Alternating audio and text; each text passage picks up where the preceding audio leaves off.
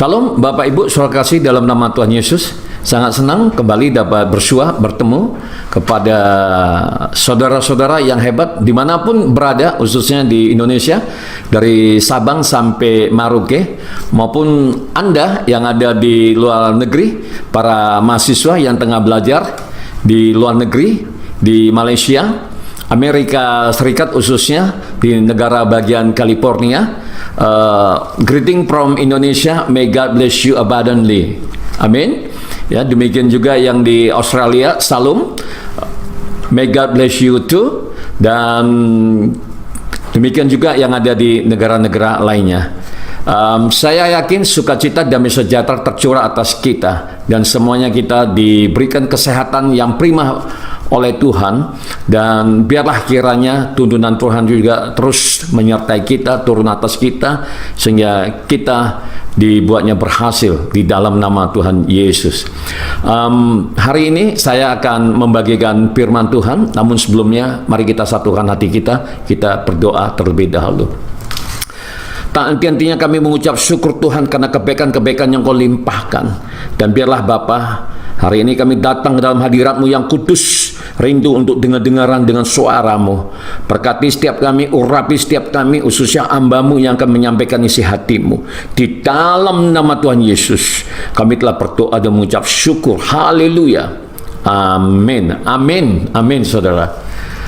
Saudara kasih dalam nama Tuhan Yesus, hari ini saya akan membahas satu topik yang pernah disampaikan oleh Pastor Nopita, yaitu istri saya sendiri, ya, karena sebelumnya saya memohon kepada dia supaya dia juga turut aktif di dalam mengambil bagian untuk melakukan amanat agung yang diperintahkan oleh Tuhan Yesus untuk menyampaikan berita firman Tuhan sampai ke ujung-ujung bumi. Amin, saudara. Dan tema yang dibawakannya adalah mengenai Elia, saudara. Ya. Jadi saya berharap Bapak Ibu, mari jangan hanya mendengar kesaksian saja. Kesaksian itu penting karena ada kuasa di dalam kesaksian, dan kuasa kesaksian itu juga mampu menghancurkan setiap pekerjaan kuasa-kuasa kegelapan, baik di angkasa, di bumi, bawah air, bawah bumi. Tapi itu nggak cukup. Kita juga harus mendalami firman Tuhan, mengisi kehidupan kita ini dengan firman Tuhan, supaya firman Tuhan yang hidup dan berkuasa itu akan memenuhi hati kita, memenuhi jiwa kita, sehingga kita mengalami kebangunan rohani secara pribadi karena kuasa daripada firman Tuhan. Amin, Bapak Ibu. Nah, hari ini kita akan kembali untuk belajar tentang firman Tuhan, belajar dari satu nabi yang luar biasa, nabi yang hidup-hidup diangkat ke surga oleh Tuhan karena hubungannya, ketaatannya kepada Tuhan yang luar biasa. Saya pikir Bapak Ibu, Elia ini, Nabi Elia ini layak untuk kita jadikan teladan, meskipun kejadiannya itu terjadi ribuan tahun yang lalu, tapi konsep, prinsip yang Tuhan berikan kepadanya, Bapak Ibu, itu masih up to date, masih cocok, masih layak, masih pas. Dan saya yakin dan percaya itu mampu kita gunakan untuk menyelesaikan berbagai persoalan yang kita hadapi hari-hari ini. Amin, Bapak Ibu. Bapak Ibu, saya kasih dalam nama Tuhan Yesus, apa yang dihadapi oleh Elia pada waktu itu, pada ribuan tahun yang lalu itu, sebenarnya kondisinya sama, Bapak Ibu, ya.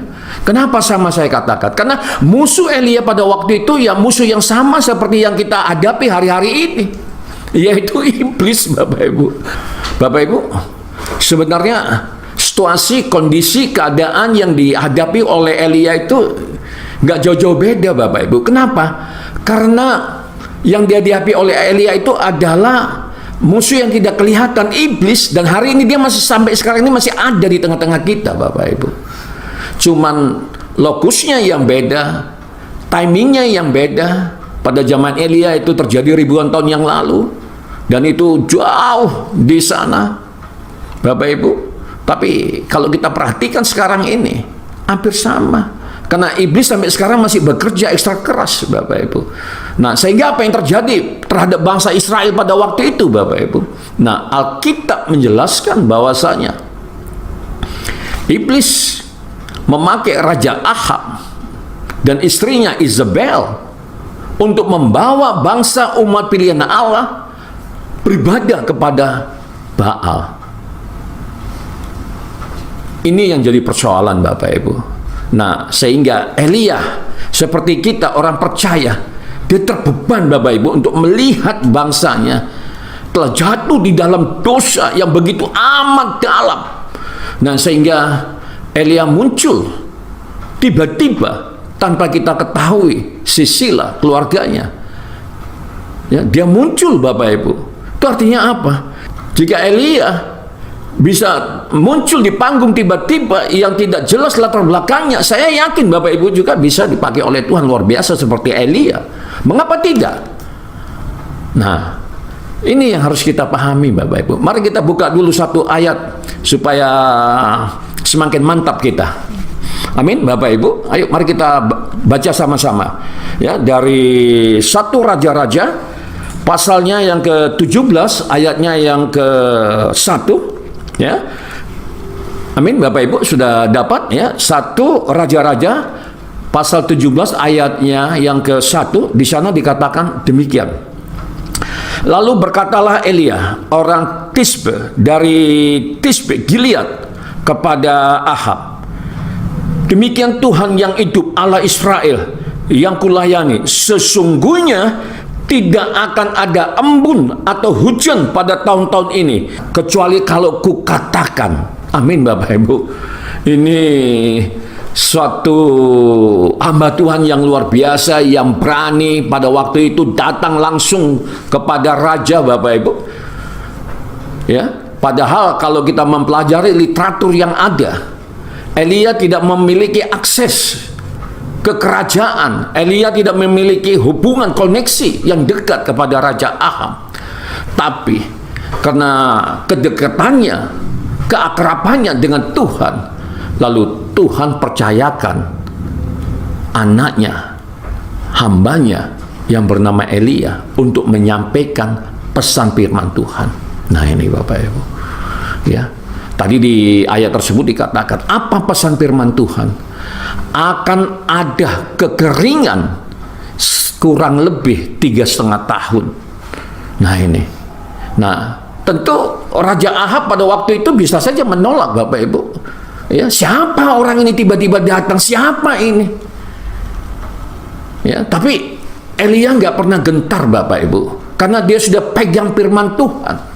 Dia sudah mempunyai firman Tuhan. Dia percaya kepada firman Tuhan. Dan dia harus sampaikan ini. Amin, Bapak Ibu.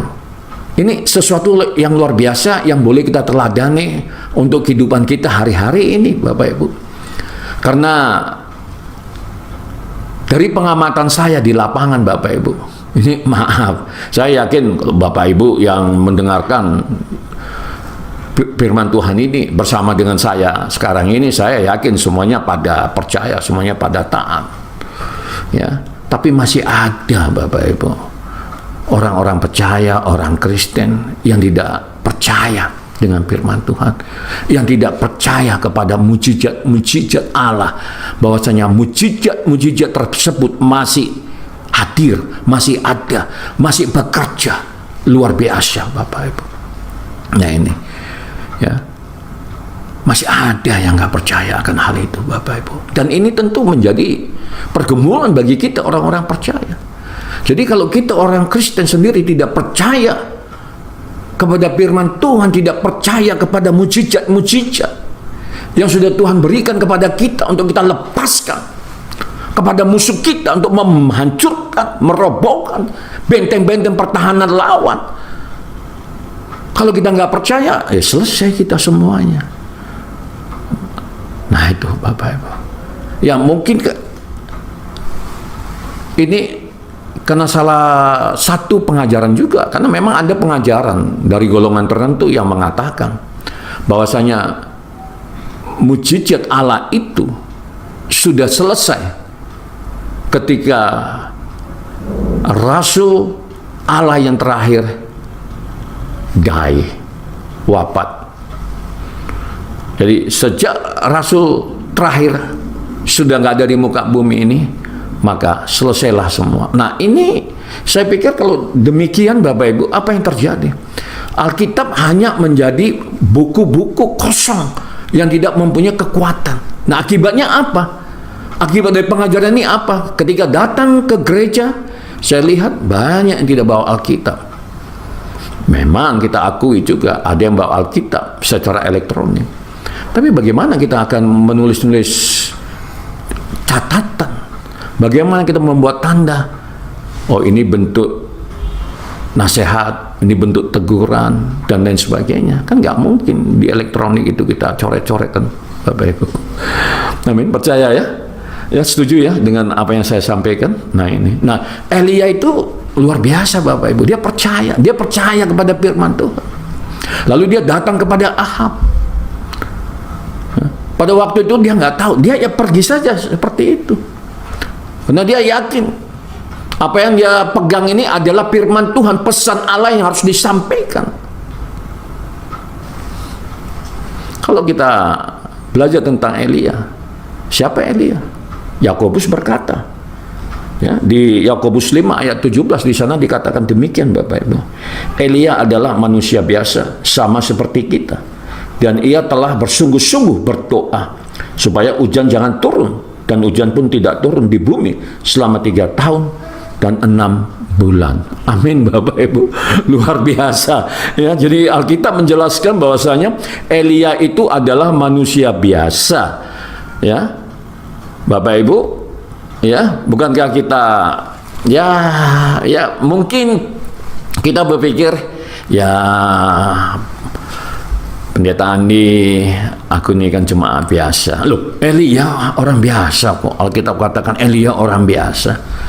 Tapi ketika dia berdoa dengan sungguh-sungguh, nah jadi ada kata kunci di situ, Bapak Ibu. Ini maaf, saya bukan mau menggurui, ya, hanya ingin berbagi saja, kepada Bapak Ibu, ya, khususnya pada anak-anak muda, para mahasiswa saya yang mungkin juga mendengarkan acara ini, ya, supaya kalian dipakai oleh Tuhan luar biasa di usia muda, ya, karena memang Allah ingin memakai kalian juga yang muda-muda. Ayo, mari bangkit semuanya, ya, belajar firman Tuhan, percaya dengan firman Tuhan. Tadi Yakobus berkata Elia orang biasa, ya. Jadi jangan pernah menyepelekan kehidupan kita. Jangan pernah di hadapan Allah ini kita ini luar biasa. Kalau Soekarno butuh 10 anak muda untuk mengubah dunia ini, Roh Kudus butuh 1 orang. Siapapun saudara, mau yang tua, kalau udah diurapi oleh Tuhan, dipenuhi oleh Roh Kudus, dipenuhi oleh firman Tuhan, jadi muda lagi Bapak Ibu. Ya kan? Kita yang sudah usia kepala 5, kepala 6, jadi muda lagi. Roh jiwanya jadi muda lagi. Ya, di usia 17, wah, luar biasa Bapak Ibu. Nah, ini kalau kita sudah dipenuhi oleh firman Tuhan, kalau kita pegang firman Tuhan itu, nah sehingga seperti Elia tetap bertahan, karena memang pada waktu itu Isabel, istri daripada Raja Ahab ini, wah, kumat gilanya, saya bilang kumat gilanya dalam tanda petik, ya, dirasuki oleh setan, sehingga nabi-nabi Allah, nabi-nabi Tuhan pada waktu itu dibunuh, sehingga yang masih hidup harus lari, sembunyi di gua, dan untungnya ada Obadya pada waktu itu yang menyembunyikan mereka sehingga kehidupan mereka aman, Bapak Ibu. Ya, siapa Obadya? Obadya adalah kepala istana yang dipercaya oleh Raja Ahab, ya, dan dia juga adalah orang percaya. Jadi Tuhan bisa pakai siapa saja, Bapak Ibu. Ya, Obadya juga dipakai oleh Tuhan untuk menyembunyikan Nabi Allah, Nabi Tuhan di gua. Nah, ini Bapak Ibu, yang penting kita mau dipakai oleh Tuhan. Jadi sekali lagi, jangan pernah menyepelekan kehidupan kita. Jangan pernah menyepelekan diri kita. Walaupun kita sudah usia lanjut, usia 50, 60, 70, ayo. Kalau kita dipenuhi oleh Roh Kudus, kita dipenuhi oleh firman Tuhan, kita jadi muda lagi. Roh jiwa kita jadi muda lagi. Apalagi yang muda-muda. Ayo. Ayo mari. Ini dunia lagi meradang, dunia lagi meratap. Kita nggak bisa mengandalkan kekuatan kita sendiri, nggak bisa, ya, nggak bisa. Jadi kita harus mengandalkan firman Tuhan, karena firman Tuhan hidup dan berkuasa. Amin, Bapak Ibu. Nah, jadi Alkitab menjelaskan pada waktu itu Elia taat. Nah, jadi ketaatan ini yang ingin saya bahas, Bapak Ibu. Ketaatan ini, obedient, dalam bahasa Inggrisnya itu obedient. Obedient, airante, kata sifat, obedience, kata benda, noun. Nah, itu Bapak Ibu. Alkitab menjelaskan para tokoh yang tidak taat, akhirnya Bapak Ibu tidak dipercaya oleh Tuhan. Kita berdosa hari ini, membawa dosa keturunan juga, kutuk keturunan, karena nenek moyang kita yang namanya Adam dan Hawa juga tidak taat. Nah, ternyata ketidaktaatan ini menjadi masalah yang besar bagi umat manusia, Bapak Ibu. Ya, diawali dari leluhur kita, nenek moyang kita, Adam dan Hawa. Mereka tidak taat kepada Tuhan. Ada satu perjanjian ketaatan yang dibuat oleh Tuhan dan manusia pada waktu itu, dan mereka melanggar, sehingga dosanya turun atas kita, sehingga kita menjadi manusia yang berdosa, dan kutuknya juga turun atas kita. Nah, ini Bapak Ibu. Jadi pentingnya ketaatan terhadap Tuhan. Bapak Ibu, sebesar apapun masalah di luar sana, atau mungkin Bapak Ibu juga tengah menghadapi masalah yang datang bertubi-tubi, yakinlah, ya, bukan berarti Tuhan tidak bersama dengan kita, tidak, Bapak Ibu. Karena kadangkala juga Tuhan menggunakan masalah, problema untuk membentuk kita, Bapak Ibu. Kita dibawa ke padang gurun. Padang gurun bukan tempat yang menyenangkan, tidak. Karena di sana ada kalajengking, ada lipan, ada ulat bludak yang siap untuk menggigit, mematok kaki kita. Tapi kalau kita taat, gigitan-gigitan dari binatang-binatang yang beracun itu tidak mempan. Kenapa? Karena ada pengurapan Allah, karena ada firman Tuhan yang kita taati. Amin, Bapak Ibu. Jadi Elia taat, Bapak Ibu, sehingga dia datang kepada raja langsung ke istana dan bertemu dengan Raja Ahab. Dia sampaikan pesan firman Tuhan, akan ada kekeringan di Israel 6 bulan, 3 tahun 6 bulan. Pada waktu itu kita bisa bayangkan siapa Elia. Raja Ahab juga tidak begitu serius sekali, Bapak Ibu, ya. Tapi apa yang terjadi, Bapak Ibu? Apa yang terjadi? Ya, kalau kita taat, kekeringan itu benar-benar terjadi. Nah, ketika kekeringan mulai terjadi, di sisi lain kita bisa lihat bagaimana murkanya Raja Ahab, ya, meledak-ledak, menyuruh pegawainya, menyuruh orang-orangnya untuk mencari Elia, Bapak Ibu, untuk mencari Elia untuk dibunuh tentunya, karena dia berpikir ini adalah ulah daripada satu manusia yang bernama Elia. Bapak Ibu, ketika Elia taat, maka firman Tuhan yang kedua itu turun kepada Elia. Amin, Bapak Ibu, ya. Jadi di sana dikatakan, Bapak Ibu, pergilah dari sini, berjalanlah ke timur dan bersembunyilah di tepi sungai Kerit di sebelah timur sungai Yordan. Engkau dapat minum dari sungai itu, dan burung gagak telah kuperintahkan untuk memberi makan engkau di sana. Nah, Bapak Ibu, luar biasa, ya. Ternyata Tuhan bisa pakai siapa saja, Bapak Ibu. Binatang aja, burung gagak bisa dipakai oleh Tuhan, Bapak Ibu. Nah ini, ya kan? Ini kan di luar logika kita, di luar nalar kita. Bagaimana? Ya, binatang bisa dipakai oleh Tuhan. Ya namanya Tuhan, suka-suka hatinya, Bapak Ibu. Ya, dia bisa pakai siapa saja. Nah kalau binatang bisa dipakai, Bapak Ibu, yang namanya manusia yang berharga di mata Tuhan itu juga bisa dipakai. Amin. Ya. Nah sehingga firman Tuhan yang kedua itu turun karena Elia taat menjalankan firman yang pertama, Bapak Ibu. Maka perlindungan juga turun atas Elia. Ya. Lalu ketentuan juga turun atas Elia. Persediaan juga turun atas Elia. Dan akibatnya, Bapak Ibu, apa yang terjadi? Maka Elia juga karena ketaatannya pada melaksanakan firman yang pertama itu, maka Elia dimampukan oleh Tuhan untuk melakukan tanda-tanda heran dan mujizat.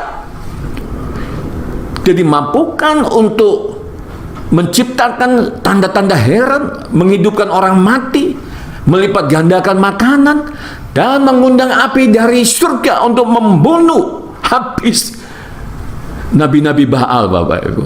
Karena taat pada firman Tuhan yang pertama, lalu firman Tuhan yang kedua turun, mulailah firman Tuhan yang kedua ini memberikan instruksi kepada Elia untuk pergi ke sungai Kerit, dan Tuhan memakai burung gagak untuk mensuplai kebutuhan dia. Amin, Bapak Ibu. Luar biasa, luar biasa. That's the Christianity. Itulah kekristenan. Indahnya orang Kristen itu di situ letaknya, Bapak Ibu. Ya, orang di luar sana nggak akan ngerti yang kayak gini nih. Nggak ngerti, saya bilang. Ya, nggak ngerti, Bapak Ibu. Ya, aduh, kita berdoa aja lah ya supaya mereka menemukan jalan yang lurus. Amin, Bapak Ibu. Ya, jadi luar biasa, Bapak Ibu. Ya. Tapi perlu juga diingat, Bapak Ibu, karena perintahnya adalah Tuhan akan memberikan persediaan suplai makanan di tempat yang sudah ditentukan oleh Tuhan, yaitu di suatu tempat di sepanjang sungai Kerit. Di sanalah makanan yang akan dikirimkan oleh burung-burung gagak atas perintah Tuhan, Bapak Ibu. Itu artinya apa? Ada bagian Elia juga, ada bagian Tuhan juga, Bapak Ibu. Kalau bagian Tuhan, biarlah Tuhan yang kerjakan. Jangan kita kerjakan bagian Tuhan, Bapak Ibu. Amin, Bapak Ibu. Ya, ada bagian kita juga seperti itu dalam kehidupan sehari-hari, Bapak Ibu. Ya, karena hakikatnya iman tanpa perbuatan juga, ya sia-sia, nggak akan terjadi apa-apa, Bapak Ibu. Amin, Bapak Ibu. Ya, jadi ada bagian kita. Nah, apa bagian Elia pada waktu itu? Elia harus pergi ke suatu tempat di mana burung gagak akan pergi sana untuk mensuplai makanan dia. Jadi burung gagak itu bukan hanya datang kepada Elia di mana Elia berada pada waktu itu. Enggak, Bapak Ibu. Jadi kita harus pergi ke sana. Nah, seperti itu. Nah, pertanyaannya, bagaimana kita tahu di suatu tempat yang sudah ditentukan sementara sungai Kerit itu begitu panjang, Bapak Ibu? Bagaimana kita bisa tahu? Nah, tentu ini berdasarkan hubungan kita yang intim bersama dengan Tuhan, Bapak Ibu. Ya, kalau kita membangun hubungan yang intim, ini berkali-kali saya sampaikan kepada sahabat-sahabat saya yang luar biasa. Ya, kalau kita membangun hubungan yang intim, ya, tidak ada dusta di antara kita. Seperti itu, ya. Tuhan itu ngomong seperti itu, ya. Jangan ada dusta di antara kita, ya. Jadi bukan kita aja yang setia, Tuhan lebih setia. Amin, Bapak Ibu. Ini kuncinya di situ, Bapak Ibu. Ya. Nah, jadi ketaatan itu yang paling penting, Bapak Ibu. Dan Elia pergi ke sana dan dia aman. Ya. Jadi ada bagian kita yang harus kita kerjakan. Nah, itu. Jadi masalah di mana tempat itu dan di mana kita harus pergi. Nah, kalau kita membangun hubungan yang intim, maka Tuhan akan memberikan instruksi selanjutnya. Jadi dalam mengikut Tuhan itu nggak bisa instan, Bapak Ibu. Ya, nggak bisa instan, nggak bisa ujuk-ujuk. Wah, ya, mau kaya. Wah, kalau mau kaya jangan jadi orang Kristen. Jadi pengusaha ateis. Seperti itu kan Bapak Ibu ya. Nah kan kayak gitu. Ya, karena memang ada juga sahabat-sahabat juga ya, sahabat-sahabat saya mengajarkan tentang Injil kemakmuran, nggak ada salahnya Bapak Ibu. Ya, nggak ada salahnya ya. Tapi kalau sempat kita menerima pengajaran, terima Yesus langsung kaya, nah ini yang harus kita evaluasi, kita renungkan baik-baik. Tuhan Yesus itu nggak seperti itu Bapak Ibu. Ya. Ada proses yang harus kita ikuti bersama dengan Dia. Ada tahapan-tahapan. Dan itu yang saya alami ketika saya menerima Yesus sebagai Tuhan dan Juru Selamat. Enggak ujuk-ujuk jadi dokter. Enggak, Bapak Ibu. Enggak ujuk-ujuk jadi pendeta. Enggak juga, Bapak Ibu. Saya mulai dari seorang penginjil kampung, seorang penginjil jalanan, melayani di desa-desa. Kadang-kala saya jatuh dengan Vespa butut saya, enggak ada yang tahu. Enggak ada orang tahu. Tapi saya sadar itu merupakan sebuah proses untuk membentuk otot-otot rohani kita. Jadi nggak ujuk-ujuk. Enggak, Bapak Ibu. Jadi dalam mengikut Tuhan itu seperti itu, Bapak Ibu.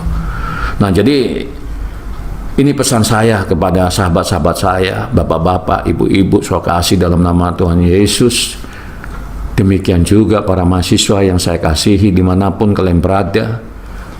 Ayo, isi diri kita dengan firman Tuhan. Jangan malas membaca, mendengarkan firman Tuhan. Jangan hanya kesaksian saja. Kesaksian itu memang penting, tapi nggak cukup saya katakan.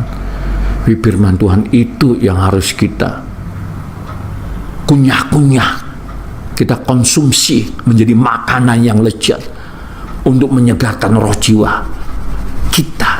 Jadi kalau roh jiwa kita segar, sehat, otomatis pikiran, tubuh, dan hati kita juga sehat. Amin, Bapak Ibu. Setuju ya sama saya ya? Setuju. Maaf sekali lagi, saya minta maaf ini. Bukan mau gurui, enggak. Berbagi, Bapak Ibu. Berbagi, ya. Aduh, saya kadang kalau melihat anak-anak muda, ya, orang-orang yang ada di luar sana, aduh, kenapa ya nggak mau melayani Tuhan seperti itu? Sayang, Bapak Ibu, sayang kalau nggak sampai melayani Tuhan. Ya, tapi untuk bisa melayani Tuhan juga kan harus belajar. Belajar itu juga bisa belajar sendiri, ya, otodidak bisa. Bisa belajar melalui gereja juga bisa. Bisa juga belajar melalui perkumpulan-perkumpulan orang Kristen yang ada di wilayah Bapak Ibu, bisa banyak cara. Atau mendengarkan YouTube seperti sekarang juga boleh. Nah, belajar dari banyak guru sekarang nih Bapak Ibu. Ini luar biasa. Ini zaman anugerah. Zaman anugerah. Tuhan berikan berlimpah-limpah untuk kita boleh mengenal Dia lebih dekat lagi Bapak Ibu. Oleh karenanya mari Bapak Ibu mendekat, merapat pada Tuhan. Yakin dan percaya kita akan dipakai oleh Tuhan seperti Elia pada zamannya. Bapak Ibu akan menjadi saluran berkat. Ketika saya berbicara tentang berkat, bukan berkat materi aja. Ini juga berkat rohani. Orang akan merasa nyaman kalau Bapak Ibu ada di sana. Karena ada hadirat Allah, ada firman Tuhan yang ada di dalam diri Bapak Ibu, yang dinanti-nantikan oleh orang dunia. Amin Bapak Ibu. Amin Bapak Ibu. Saya seorang akademisi, ilmuwan, tapi saya nggak pernah bersandar kepada pikiran saya, enggak. Alkitab saya jadikan otoritas yang paling tinggi dalam membangun kehidupan saya, agar saya berbeda dengan orang-orang duniawi yang ada di luar sana. Dan untuk itulah kita dipanggil menjadi beda, berani menyampaikan kebenaran. Amin Bapak Ibu. Amin Bapak Ibu. Karena ini dah era akhir zaman Bapak Ibu. Nubuatan demi nubuatan akan terus terjadi, dan keadaan bumi dunia bukan semakin baik, semakin kacau Bapak Ibu. Tapi kita anak-anak Tuhan yang dikasihi oleh Tuhan akan aman dan masuk dalam kerajaan yang tidak terguncangkan. We are entering into the unshakable kingdom. Amin Bapak Ibu. Amin Bapak Ibu. Mari, ayo Bapak Ibu, mari kita dalami lagi. Kita dalami lagi. Belajar dari para nabi-nabi yang luar biasa. Saya akan tutup dengan satu cerita ini. Bagaimana Abraham, kata saudara-saudara kita yang ada di Amerika sana, Australia sana, Inggris sana, Bapak Ibu. Ya. Abraham dikatakan sebagai bapak orang percaya, Bapak Ibu. Tapi kenapa Abraham dipakai Tuhan luar biasa? Bahkan di agama saya yang lama, di sana juga dijelaskan tentang berkat-berkat Abraham, Bapak Ibu. Nah gitu. Nah ini penting Bapak Ibu. Abraham adalah seorang hamba Tuhan yang taat juga, Bapak Ibu. Amin Bapak Ibu. Saya pikir demikian saja dulu. Nanti kita bisa lanjutkan lagi. Mari kita berdoa Bapak Ibu. Tak henti-hentinya kami mengucap syukur ya Tuhan karena kebaikan-kebaikan yang Kau limpahkan atas kami. Kami mengucap syukur karena Tuhan memperkenankan kami untuk kami boleh dengar-dengaran dengan firman Tuhan. Berkati hamba-hambamu ya Allah. Dan biarlah apapun yang mereka kerjakan semuanya boleh berhasil, berbuah di dalam nama Tuhan Yesus. Terima kasih Bapa. Mereka yang tengah sakit, biarlah kiranya Tuhan kuasa belu-belurmu tercurah atas mereka, disembuhkan di dalam nama Tuhan Yesus. Di dalam nama Tuhan Yesus hamba berdoa dan mengucap syukur. Haleluya. Amin. Salam Bapak Ibu, dari Medan saya mengucapkan salam sejahtera, sukses selalu. God bless you. Bye.